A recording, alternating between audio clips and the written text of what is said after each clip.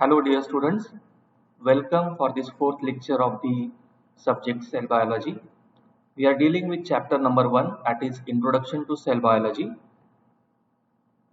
Today we are going to deal with the next topic, that is structure of prokaryotic cell. I, Professor Amol Handore, welcome you for this fourth lecture. Before starting with today's lecture, let's take a brief recap of the previous lecture. So in the last lecture, we have understood the basic differences between prokaryotic and eukaryotic cell. We have seen the basic properties of prokaryotic cell, eukaryotic cell, and then we have studied the differences as well as similarities between prokaryotic and eukaryotic cell.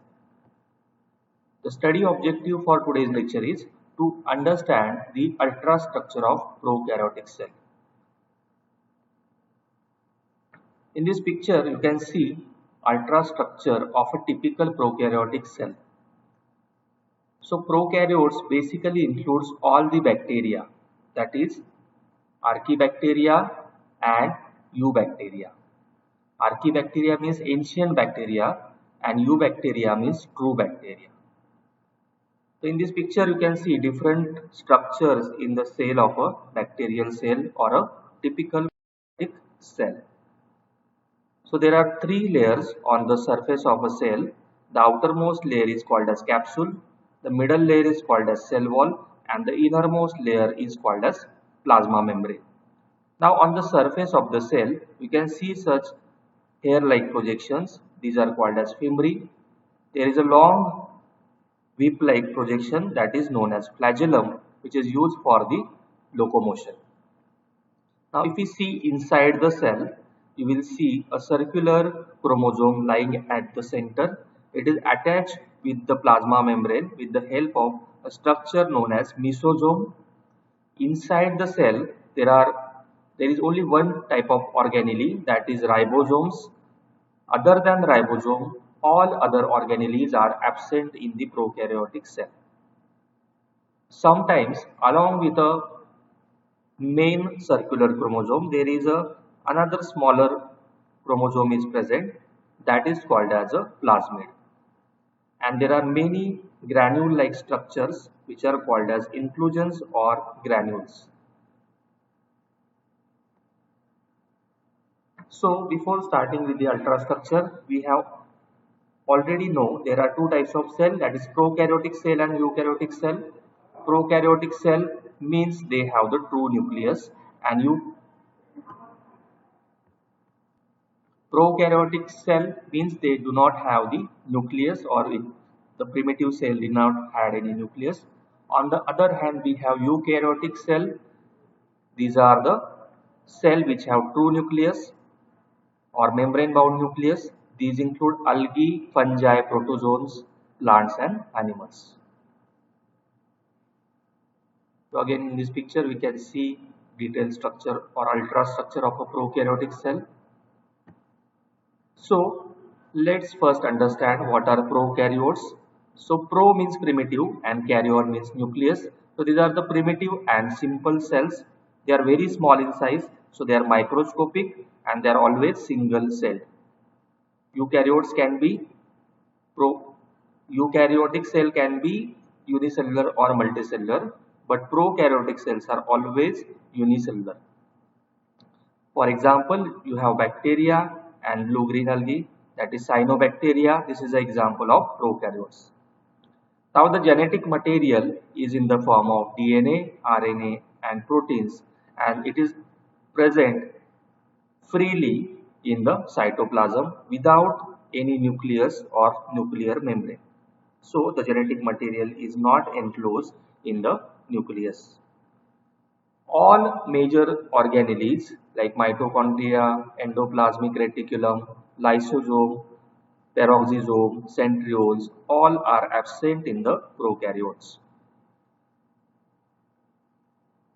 They do not possess true chlorophyll. However, some bacteria may possess a type of a chlorophyll which is called as bacteriochlorophyll. Now, where are these prokaryotic cells present? They are omnipresent. That means they are found everywhere. They are present in soil, air, water, as well as They are present in the plants as well as animal bodies. Now let us see the different shapes of the bacterial or the prokaryotic cell. They show these 6 basic types of the shape. First one is called as a bacillus or rod. So this is a typical rod-like bacillus. Second type of shape is called as coccus, which is spherical. So this is a coccus. Third type is called cocobacillus, which is intermediate between bacillus and coccus. So it has an intermediate size, so called as a cocobacillus. Fourth shape is called Vibrio or comma shape. You can see a comma shape Vibrio bacteria. Then fifth shape is called as spirillum or spiral. So they have a spiral shape. And the sixth type of a shape is called as spiropet or corkscrew type of a shape. So they are more spiral. So this is called as a spiropet or corkscrew. Now these bacterial cells, they are arranged in different order. So these cocci, they can be like 2 cocci can be present together. When such arrangement is there, it is called as a diplococci.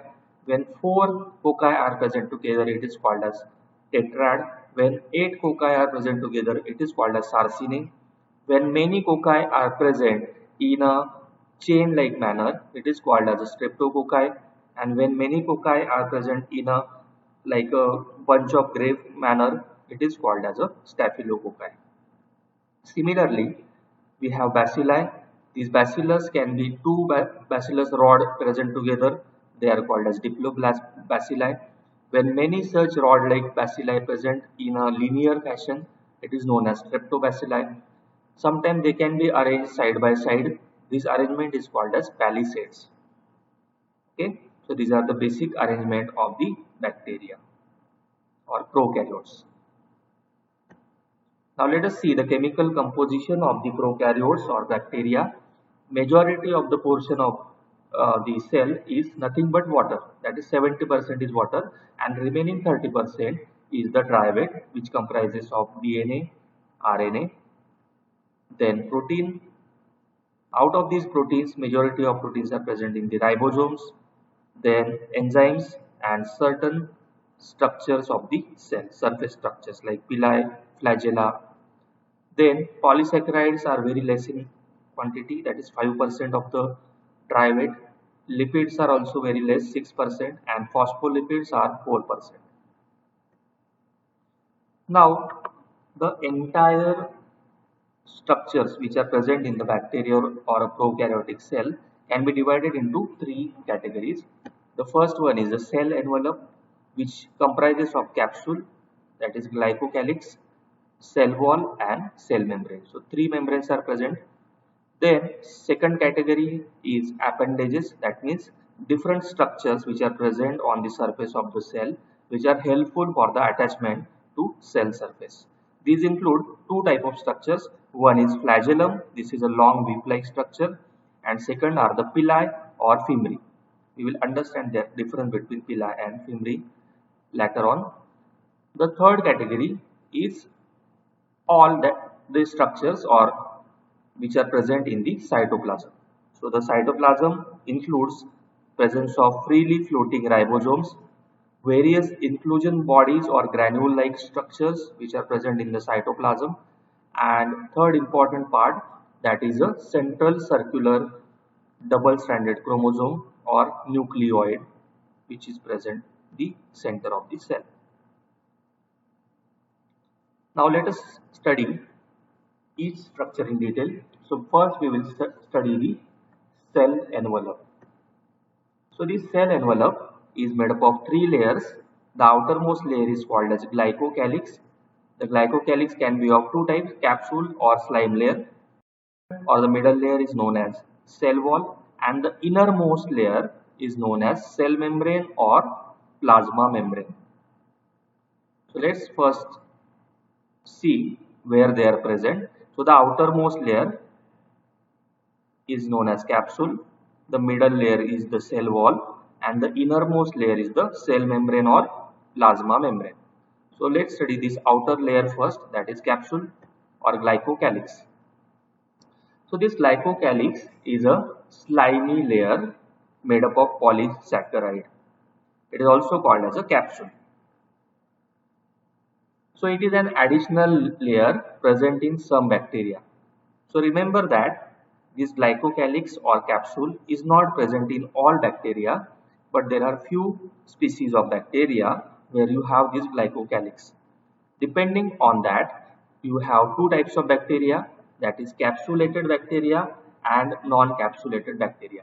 What is meant by capsulated? That means they have the capsule, and non-capsulated bacteria means capsule is absent.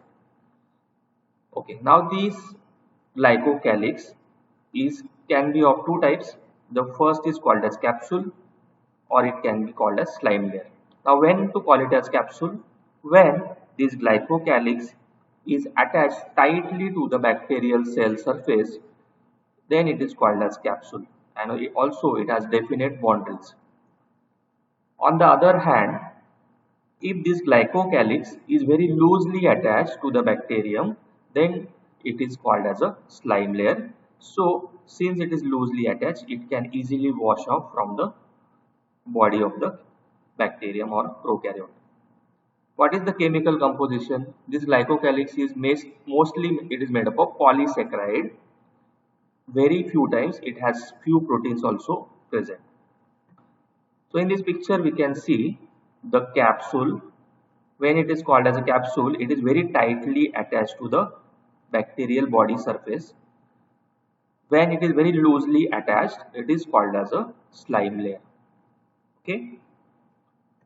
In this next picture, you can see after staining the bacteria with different stain, you can see the presence of capsule.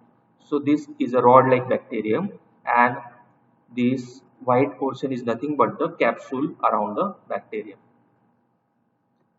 Similarly, this is the second type of a staining, where also you can see the centrally this pink rod-like structure, that is bacteria or a prokaryotic cell, and this transparent structure is nothing but the capsule. So why this capsule is present in prokaryotes? What are its functions? First very important function of this glycocalyx or capsule is it provides the protection against phagocytosis. That means when this bacteria enters any organism, it does not break down. Okay, so it is protected. Secondly, it helps the bacterial cell to adhere to the various, or adhere means attach to the surfaces as well as to the nutrient molecules. Okay, so for the attachment purpose, capsule is present. Thirdly, it prevents desiccation by retaining the moisture. So this capsule layer maintains the moisture level of the cell. Fourth function is we can identify the bacteria or the prokaryote based on the presence or absence of capsule. This can be useful in the vaccine preparation. It is also helpful for the tissue attachment when it is present in the living organism, and also this capsule acts as an antibiotic barrier. That means many bacteria get protection from the antibiotics with the help of this capsule. Okay, so these are the main functions of the capsule. Now we move to the second layer, which is the middle layer called as cell wall. The cell wall is made up of peptidoglycan. So peptidoglycan means it is a combination of polysaccharide plus protein. You must be knowing polysaccharide is a type of carbohydrate. So carbohydrate plus protein give rise to peptidoglycan. And along with this peptidoglycan, sometimes there are presence of teichoic acid. Okay, so the cell wall is made up of peptidoglycan along with teichoic acid sometimes. In some bacteria, they have the presence of this cell wall, and this cell wall prevents the osmotic lysis of the cell protoplasm. That means it is a protective layer of the bacteria which protect the bacteria from the osmolytic breakdown. Second advantage or the function of cell wall is that it gives the shape and rigidity to the bacterial cell. Also, you should remember that cell wall is also not present in all bacteria. There are some bacteria like Mycoplasma which do not have cell wall, and therefore they do not have any definite shape. Okay, so this cell wall gives the shape and rigidity. In some bacteria, when like Mycoplasma it is absent, so they do not have definite shape. Now this peptidoglycan layer is made up of repeating units of two chains. What are these two chains? First chain is called N-acetylglucosamine and second chain is called as N-acetylmuramic acid. And these two chains are linked together with a tetrapeptide. So this is called as tetrapeptide side chain. And this tetrapeptide side chain is attached to this N-acetylmuramic acid. So let's see this with the help of a picture. So in this picture you can see this light brown is nothing but N-acetylglucosamine and dark brown is a chain of N-acetylmuramic acid. And these are attached to one another forming the cross bridges, and these are linked together with this cross bridge that is made up of tetrapeptide side chain. That is nothing but the 4 amino acids linked together form this tetrapeptide. Okay, now we move to the third layer of the bacteria, that is called as cell membrane or plasma membrane. We know that plasma membrane is a lipid bilayer and it acts as a semi-permeable membrane. In next chapter, you are going to study the plasma membrane in detail. Now, this plasma membrane, in case of prokaryote, it contains the oxidative or respiratory chain enzymes. So, in case of bacteria, the respiration takes place in the plasma membrane. We know that normally this process of respiration takes place in mitochondria in case of higher organism, but since mitochondria are absent, in case of bacteria this respiration takes place in the plasma membrane. Okay, so this lipid bilayer is similar to the plasma membrane of other organisms. And what is the function? Transport of ions, nutrients as well as waste material across the membrane. If we see the chemical composition of plasma membrane, it is made up of mainly proteins. So 60 to 70% is protein and 30 to 40% are the phospholipid. These phospholipid are specialized type of lipids that you will study in the next chapter of plasma membrane. So if we see this middle layer, if we zoom it, you will find the plasma membrane structure is like this. There is a bilayer. So this bilayer made up of the phospholipid bilayer, and in between you can have the presence of different proteins and carbohydrates. These proteins, they form the channel for entry and exit of the different molecules.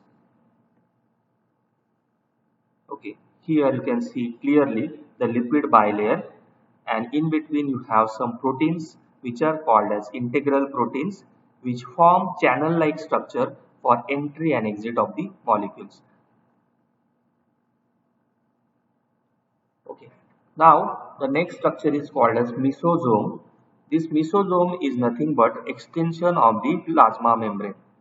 So this plasma membrane is folded inside the cytoplasm to form a structure, a pouch-like structure called as mesosome. This mesosome serve as an attachment point to the bacterial chromosome. So at this mesosome, the bacterial chromosome is attached, which is circular in shape. So it helps in the attachment of the nuclear material. Also, it functions in the cell wall synthesis. Okay. So remember, mesosome has also function in the cell wall synthesis, and it also helps in the duplication of the chromosome in the daughter cell. We know that bacteria divides by a process that is known as binary fission, and during this process, mesosome helps the chromosome to divide into two daughter chromosomes. Yes. So what are the functions of this plasma membrane? This plasma membrane, it acts like a site for the energy or ATP synthesis because mitochondria are absent. So all the ATP synthesis takes place in the plasma membrane or cell membrane. Second very important function is transport of nutrients and waste materials across the plasma membrane, which is a selectively permeable process. Then most enzymes of the respiration and ATP synthesis, they are produced in this plasma membrane. Last function is secretion of toxin and enzymes into the environment, which may be required for the survival of these bacteria or prokaryotic cell. Now we come to the second category, that is appendages or different structures which are responsible for attachment to the other cell surface. So two appendages are present in the prokaryotes. The first one is called as flagella and second one is called as pili or fimbriae. So let's first study the structure of pili. So pili is a plural and pilus means a singular. That means one single pilus. Now these pili, they are found only in gram-negative bacteria. So what is this gram-negative? Basically, all bacteria are divided into two groups, that is gram-positive bacteria and gram-negative bacteria, depending upon their staining property. These pili, they are basically hair-like structures present on the bacterial surface and they help in the attachment to the other bacteria or other cells. Now, if you see the chemical composition, these pili, they are made up of a specialized protein called as pillin protein. What is the function of these pili? This pili is required for bacterial conjugation. What is conjugation? Conjugation is a sexual mode of reproduction in case of bacteria. Sometimes these pili are very short. Such shorter pili are called as fimbriae. What is the function of these fimbriae? These fimbriae, they help in bacteria for attachment to the surfaces. Okay, so different solid surfaces, they help, these fimbriae help in the attachment. These fimbriae, they are generally shorter in length as compared to the flagella. And these fimbriae, they are present throughout the bacterial cell surface. So entire body surface will have short hair-like structures which are called as fimbriae. Further, these pili can be of two types. The first one is called as an attachment pilus and second type is called sex pilus. The attachment pilus allow bacteria to attach to other type of cell other than the bacteria, whereas sex pilus allows the bacteria to attach to another bacteria of the same type and transfer the genetic material. That is a type of a sexual reproduction in bacteria called as conjugation. So two similar bacteria, they connect with each other through their pili.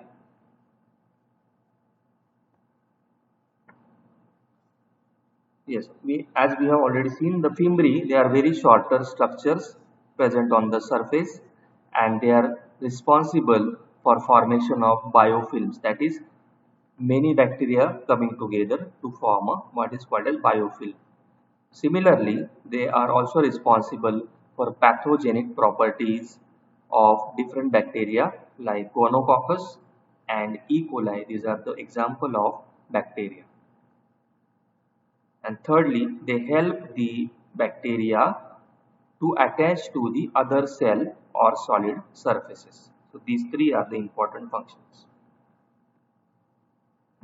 Now we come to the second appendage on the surface of the prokaryotic cell, that is called as flagella. So what are these flagella? These flagella are comparatively longer than the pili or the fimbriae. This is a hair-like appendage that develops from the cell wall. If we see these flagella, they are helical in shape and they are made up of a specialized protein. That protein is called as flagellin. So remember, flagella is made up of flagellin protein.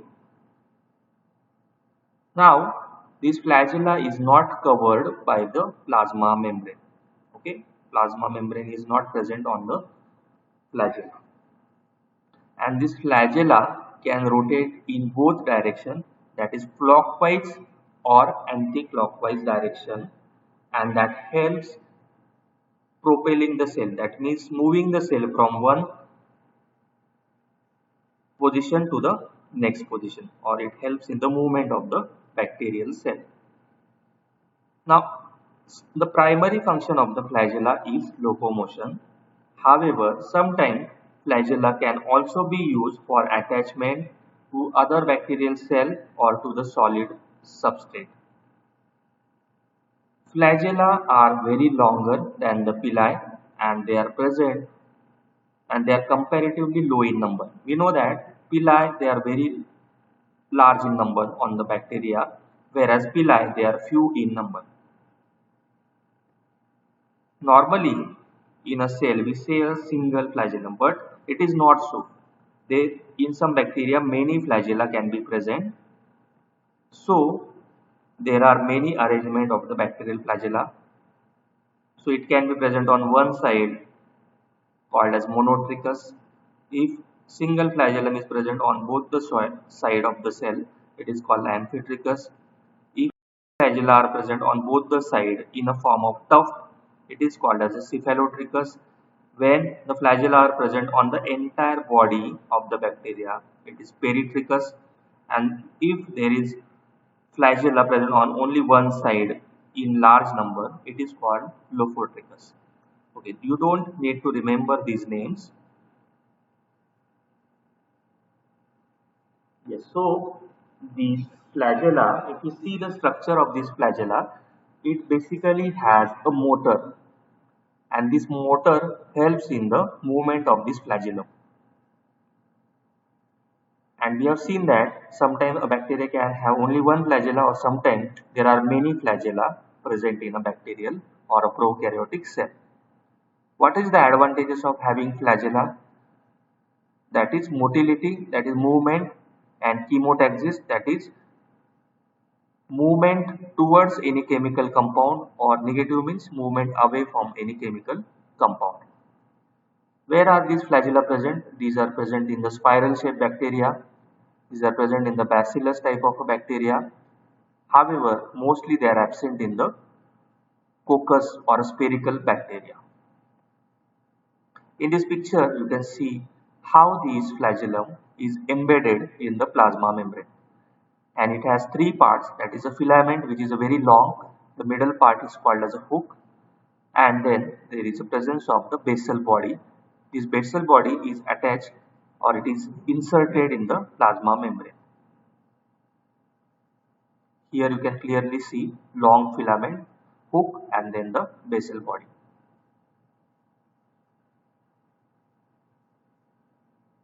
Now we come to the third category of, that is cytoplasm. So this cytoplasm contains many different components. In prokaryotes, only one organelle is present, that is ribosomes. There are various granule-like structures which are called as inclusions or granules, and there is a centrally located double-stranded circular chromosome which is called as a nucleoid or chromosome. Sometimes along with this main chromosome, extra chromosomal DNA is also present. This extra chromosomal DNA is called as plasmid. So let us study each one by one. Now this cytoplasm is, we know that it is a jelly-like material present inside the cell. So this is very dense, colloidal in nature, and it is made up of different granules of glycogen, which is a polysaccharide, proteins, and fats. Okay, so this is a jelly-like material which is made up of glycogen, proteins, and fats. Now we know that in bacteria or prokaryotes, only one type of organelle is present, that is ribosomes. Other than ribosome, all other organelle like mitochondria, lysosome, endoplasmic reticulum, Golgi complex, all are absent in the prokaryotes. Now these ribosomes, they are present freely in the cytoplasm, that is freely floating, but during the process of protein synthesis, these ribosomes, they come together to form a structure called as polyribosomes. In certain bacteria, which are photosynthetic bacteria, they show presence of a type of chromatophore which are called as bacteriochlorophyll. So this bacteriochlorophyll help in the photosynthesis of these photosynthetic bacteria. However, not present in all bacteria, only in few photosynthetic bacteria. Now, this cytoplasm, in the center, it has a dense clear zone.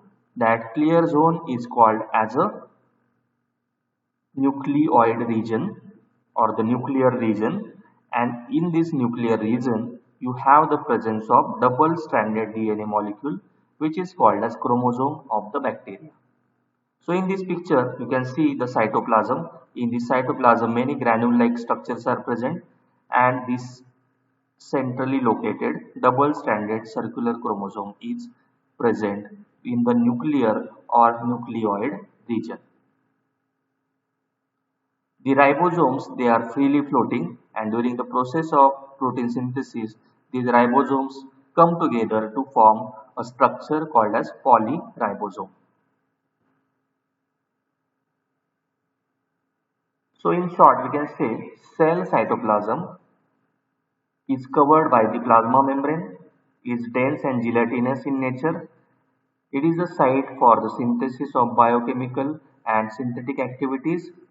Majority cytoplasm is made up of water, that is 70 to 80% of cytoplasm is nothing but water, and in this water various nutrients like sugar, amino acid and salts are present, which serve as a source of energy as well as for the synthesis of different structures of the cell.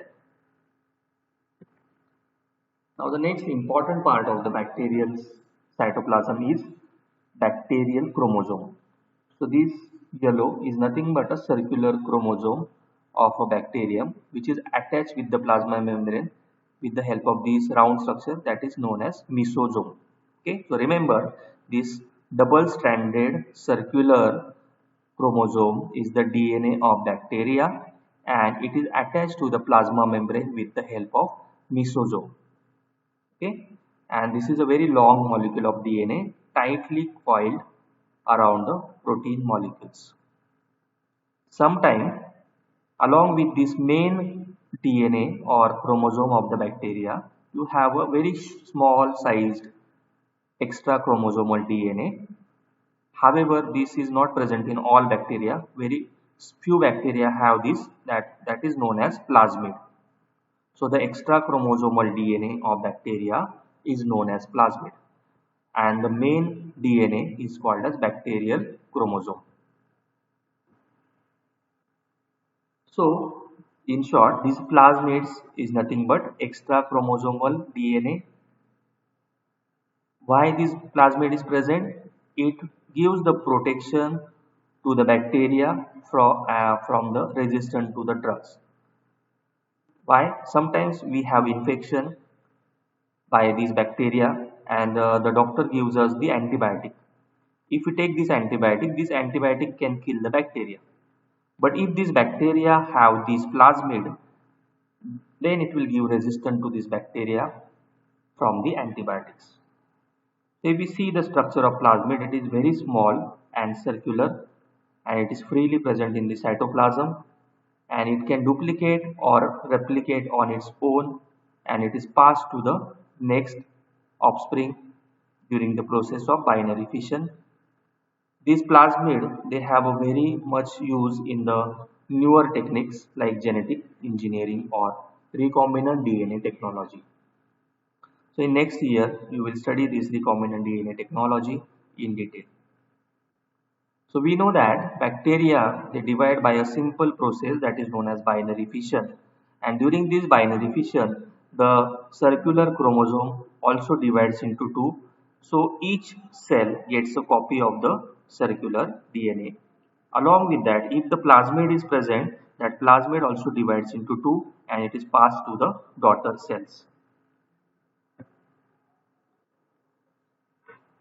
Now these ribosomes which are present in the cytoplasm, why these are present? What is the function of ribosome? They are responsible for the process known as protein synthesis. So thousands of ribosomes are present in this prokaryotic cell, and only during the process of protein synthesis they come together to form long chains. Such longer chain of these ribosomes are called as polysomes. Okay, so polysome is nothing but a long chain of ribosomes. Now these ribosome in bacteria or prokaryote are called as 70S type. This S stands for the sedimentation coefficient unit called as Swedberg unit. So this 70S ribosome further is made up of two subunits, that is 30S which is a smaller subunit and 50S which is a larger subunit. In this slide we can see the complete 70S ribosome of a bacteria or prokaryote, which is made up of two subunits. The smaller subunit is 30S type and the larger subunit is 50S type. They combine together to form complete 70S type of a ribosome. And this S means sedimentation coefficient. Okay, now the last part, that is inclusion bodies. So what are these inclusion? There are many dotted structures you can see. These are nothing but the inclusion or the granules. Now these granules, they act as a stored food of supply of the food. So these granules can be made up of inorganic molecules. For example, polyphosphate granules are present in Corynebacterium. Then sulfur granules are present in photosynthetic bacteria, and metachromatic granules may be present in the mycobacteria. So different types of granules are present in different prokaryotic cell, and they have different roles in the, or sometimes they even act as a nutrient storage. We take one example of the prokaryotic cell, that is E. coli bacteria or Escherichia coli bacteria. These are gram-negative bacteria. They are non-pathogenic. That means they do not cause any disease, and they are the rod-shaped bacteria. They are commonly found in the lower intestine of the organisms. So even in human being, we have the E. coli in our intestine. These are used by the scientist or biologist as a model organisms to study the different biochemical processes. These bacteria, they grow very quickly and they multiply very fast, so they can be easily cultured in the laboratory conditions. If we see the size of E. coli, first of all they are the bacilli or a rod-shaped bacteria. So you can see their shape, they are the rod-shaped, and they can grow about 2 micrometer long, 0.8 to 1 micrometer thick, and 100 Armstrong in the thickness. E. coli bacteria possesses flagella and they are motile. So in this next picture you can see a tuft of flagella. So many flagella are present on the surface of E. coli bacteria. Cell wall consists of outer membrane made up of lipopolysaccharide. Then there, in between the cell wall and plasma membrane, there is a space, right? In between cell wall and plasma membrane, there is a small space that is called as periplasmic space, and then you have the inner layer called as plasma membrane. E. coli has a, we know that they have a one singular chromosome present at the center, and it is made up of 1400 micrometer in length. This E. coli bacteria is commonly used as an indicator of fecal contamination of water bodies. So since this is present in our gut or the digestive tract, it is transferred in the fecal matter. So if a water body is contaminated with the fecal matter, that can be confirmed by looking at the presence of E. coli. So E. coli is also called as a normal flora of our intestine because it is normally or naturally present in the intestine. What is the function why our body requires this E. coli? Because it helps our body to metabolize the food, that is breakdown of the food. Also, it produces the vitamin K and it helps in the food absorption as well. So these are the functions of the E. coli in our body. So with this we conclude today's lecture. In today's lecture we have understood the structure of a typical prokaryotic cell, the different parts. There are three layers like capsule, cell wall, and the innermost layer is plasma membrane. Then inside on the surface of the cell you have the different appendages like pili or fimri, and the largest are the your flagella. This flagella helps in the locomotion. Then inside the cell you have cytoplasm. In the cytoplasm you have centrally located double stranded circular chromosome. Sometimes plasmid, that is extra chromosomal DNA, is also present, and you have the granule-like structure called as inclusion bodies or granules, and ribosome is the only organelle present in the prokaryotic cell. What is the function of these ribosome? They help in the process of protein synthesis. So during protein synthesis they form a long chain like structure called as polyribosome, and on which the protein synthesis takes place. So with this we conclude today's lecture. Thank you.